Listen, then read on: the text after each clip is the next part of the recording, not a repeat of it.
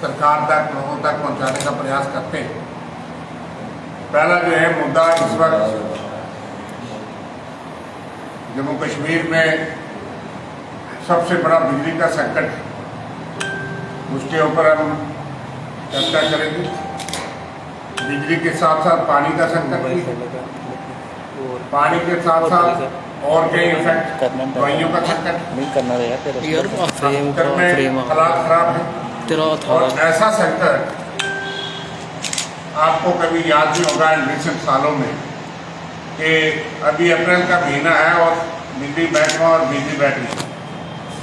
12-12, 14-14 घंटे का schedule cut, जो कि बाकायदा सरकार मानती है कि वो हर एरिया में, अर्बन एरिया में, शहरों में भी देखा जा रहा है। गांव का तो अल्लाह अल्लाह खैर सल्ला, उनका तो पूछता ही कोई ट्रांसफार्मर भी चले कितने दिनों बाद लगा और कितने घंटे कट है।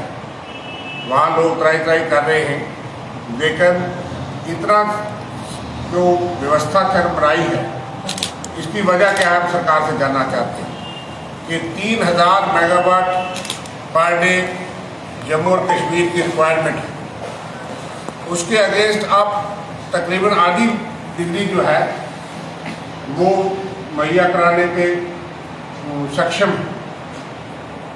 मैं आंकड़ों में ना जाते हुए, लेकिन कश्मीर वादी में 1700 में से 1700 रिक्वायरमेंट है और 1100 आप देते हैं। 1100 से भी कभी कभी 900 मेगावाट में पहुंची है। वहाँ तो फिर भी मौसम इतना गर्म नहीं है, लेकिन रिक्वायरमेंट वहाँ भी है और वहाँ भी गर्मी है, हालात नहीं। लेकिन जम्मू की व्यवस्था बहुत ही मिली हुई है। यहाँ पे 1300 मेगावाट रिक्वायरमेंट और 1300 में से भी 700 भी आप पूरा नहीं कर पा रहे, 600 के करीब मिलता है और उससे कैसे चलेगा। 53% आप कहते हैं कि आप बिजली मुहैया कर पा रहे हैं। अगर आप आधी के करीब बिजली मुहैया करा पा रहे हैं तो 12 घंटे तो आपने मान लिया, और वो 12 घंटे भी लगातार नहीं है, क्योंकि क्राइसिस चल रही है। तमाम इंडस्ट्रीज, तमाम लोग परेशान हैं, लेकिन खास करके जो आदमी बीमार है, बुजुर्ग है, बच्चे हैं, कई लोगों का ऑक्सीजन जनरेशन पे ही काम चलता है। इतना लाख शेड्यूल्ड और अनशेड्यूल्ड कट, किसी को पता नहीं किस वक्त बिजली जाएगी, किस वक्त आएगी। तो सरकार और यूपी एडमिनिस्ट्रेशन कहाँ है? सेंट्रल गवर्नमेंट जो बड़े दावे करती है कि जम्मू कश्मीर के लिए हम बड़ी सहानुभूति रखते हैं, पिछली सरकारों में जब भी कभी ऐसा क्राइसिस आता था और उस वक्त पावर परचेज की जाती थी, मुहैया करवाई जाती थी। ये आम आदमी को इसके साथ मेरा गर्ज नहीं है कि आप कैसे उनको राहत दें। इस गर्मी, अभी अप्रैल का महीना हुआ, आगे मई आ रहा है, जून आ रहा है, और उस वक्त क्या हालत होगी अगर आप शुरुआत में ही सरकार का ये हालत हो गई है कि इतनी व्यवस्था बिगड़ गई है और आप बिजली नहीं मुहैया करवा रहे, और क्या मुहैया करवाएंगे। बड़े बड़े दावे करते हैं, जो डॉक्टर मनमोहन सिंह जी ने रेलवे प्रोडक्ट्स उद्घाटन फाउंडेशन स्टोन रखा था, टेंडर भी हुए थे, उसको आप दोबारा से जो है वो आपने फाउंडेशन स्टोन रख करके आप जो है वो उस नाम तो बाबा तो लुटते रहिए, लेकिन बिजली तो प्रोवाइड करिए। वहाँ तो आप सोलर लगा करके आपने कह दिया कि गाँव को हमने किया, बहुत अच्छा किया, लेकिन इन लोगों का कसूर है जिन्होंने आपको बहुत बड़े बड़े वोट भी दिए थे, सब कुछ किया था, लेकिन आज जम्मू गर्मी से मर रहा है और बहुत बुरी हालत हम लोगों के इस संकट को जो है उसके लिए सरकार को वार्निंग देते हैं। जगह जगह पे लोग खुद सड़कों पर निकल रहे हैं, लेकिन सरकार इसका कोई इंतजाम कर नहीं रही और ये बहुत ही गंभीर चिंता की बात है। और दूसरी बात ये भी नजर आती है कि कश्मीर में बिजली की कंजम्पशन ज़्यादा है और जो आंकड़े बताते हैं कि रेवेन्यू जो वहाँ से जो वापस इनकम आती है वो कम है। कश्मीर, जम्मू में बिजली की खपत कम और रेवेन्यू जहाँ से पैसा ज़्यादा इकट्ठा होता है, लेकिन न जम्मू को राहत न कश्मीर को राहत। उसके साथ साथ इन्फ्लेटेड और लाखों के हज़ारों के बिल गरीब लोगों को आ रहे हैं। बिजली के बिल के लिए लोग जो है वो परेशान हैं, उनको व्यवस्था नहीं और बिजली आती नहीं और आप फ्लैट रेट्स और किस तरह से स्मार्ट मीटर और बाकी सारी चीज़ें लगाने में बहुत तेज़ हैं।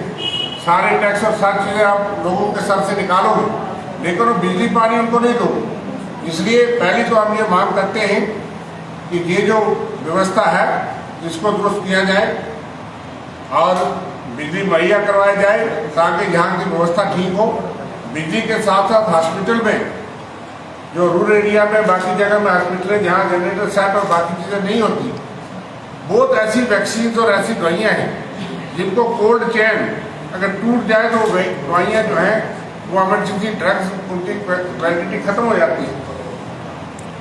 और जब आप इतने घंटे की वहाँ व्यवस्था ही नहीं है, तो फ्रिज में जो उसमें आपने दवाइयाँ रखी हैं प्रदान की हैं वो सारी दवाइयाँ जाया होती हैं और उनको फिर कैसे यूटिलाइज किया जाता है। इसलिए कम से कम हॉस्पिटल तो उनको डेडिकेटेड लाइन्स हो।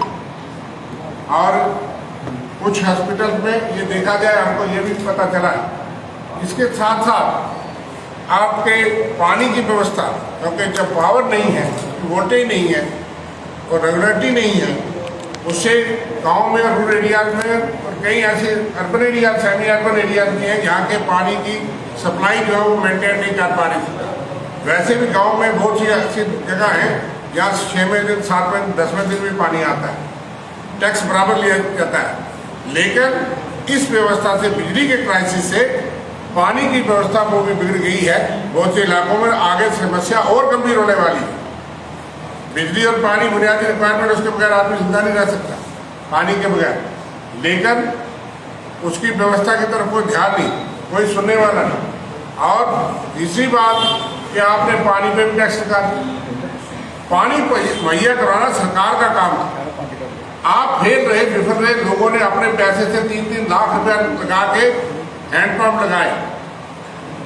आज सरकार के हैंडपंप के ऊपर टैक्स लगा दी, गांव के अंदर, वहां के अंदर कुआं जहां निकाला उसके ऊपर पैसा अपना लगाया किसान ने, लेकिन आप पानी नहीं दे पाए, आपने उसको टैक्स लगा दिया।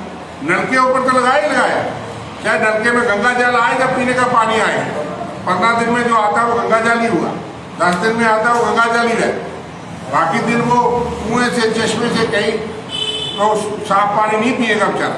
लेकिन चूंकि आपने नलका लगाया है तो 1400 रुपया या कितना आपने टैक्स लगा दिया। इसलिए हम मांग करते हैं कि ये अनरिजनेबल टैक्स इनको सरकार वापस ले और देहात में उन लोगों में जहाँ पे आपका पानी रेगुलर नहीं मिलता, हर दिन नहीं मिलता, वहाँ से ये टैक्स वसूली बंद की जाए, ये जरिया है। इसी तरह से आप बिजली की जो इन्फ्लेटेड बिल है, हम मांग करते हैं कि एमनेस्टी स्कीम लाई जाए और जो बिल है गरीब लोगों को माफ़ किया जाए और बाकी जो लोग हैं उन पे वो एमनेस्टी स्कीम से उनको इंस्टॉलमेंट में जो है वो देख जांच की जाए, व्यवस्था ठीक की जाए। वो बिजली आती नहीं, उसके जो है एमनेस्टी स्कीम के साथ वो जैसे आगे सरकार करती है कि माफ़ करती है, वो बिल माफ़ किए जाए और उनमें इंस्टॉलमेंट की जाए जो जायज़ बिल है। पानी के टैक्स माफ़ किया जाए टोटल तौर पर रूरल एरियाज में, खासकर देहातों में। और इसके साथ साथ जो हम मुद्दा, इसमें बल्ला साहब भी इस बात पे बात करेंगे, ये मुद्दा आपके सामने रख रहा हूँ कि दूसरी बात हम जो कहेंगे कि अखबारों में खबर है कि डिलिमिटेशन 2 घंटे जहाँ आकर के चक्कर काट करके ये दिखा के कि हमने सारी जनता को पूछ लिया, वो ड्राफ्ट रिपोर्ट जो जितनी उस पर खामियाँ हैं उस ड्राफ्ट रिपोर्ट को पेश करने वाला है। किसी पॉलिटिकल पार्टीज को, ओपोजिशन को, कांग्रेस पार्टी को हमने आपको बताया यहाँ धरना भी पीसफुल दिया, हम गए मिलने, लेकिन हमारा वहाँ नाम नहीं था। कांग्रेस पार्टी ने बाकी पॉलिटिकल पार्टीज को नहीं बुलाया। Political parties are the souls of democracy, stakeholders हैं। लोगों को 1,92,000, 1,88,000, 1,86,000 की कॉन्स्टिट्यूंसी है और 37,000, 54,000 की कॉन्स्टिट्यूंसी भी।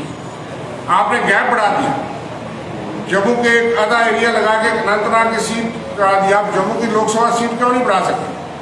आप कहते हैं 26,000 स्क्वायर किलोमीटर है हमारा एरिया, कश्मीर से 2 गुना है। तो बीजेपी वाले हमेशा ये कहते थे आज सत्ता में तो क्यों नहीं कश्मीर की और जम्मू की लोकसभा की सीटें बराबर की। आपने जम्मू का एक इलाका काट करके लगाया। मुगल रोड आज खुल रही है अखबारों के मुताबिक, जो अप्रैल में खुलेगी और जुलाई का अगस्त में बंद हो जाएगी, आप वो 2 लाख जोड़ देंगे, उनको भी परेशानी, हमको भी परेशानी। मैं थ्योरी पूछ रही हूँ, सुंदर का एरिया भी अनंतनाग के साथ पार्लियामेंट सीट है, नौशहरा कॉन्स्टिट्यूंसी के साथ जो जुड़ता है।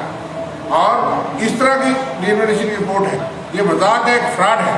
और अगर रिपोर्ट में दुरुस्तियाँ नहीं की गई, रिव्यू नहीं किया गया, रिविजन नहीं किया गया, तो इलेक्शन से पहले ये रिगिंग होगी। एक इलेक्शन में रिगिंग होती है, रिगिंग बिफोर इलेक्शन होगी। इसलिए हम आज भी ये चेतावनी देते हैं कि इसको दुरुस्त किया जाए, लोगों की पैरामीटर्स की, कानून की ग्राउंड सिचुएशन के बताव किया जाए। हमें कोई रीजन इस तरह की आप बातें नहीं कहते, हम कहते हैं इंसाफ होना चाहिए। तो 2 बातें हमने मेन ये मुद्दे हैं।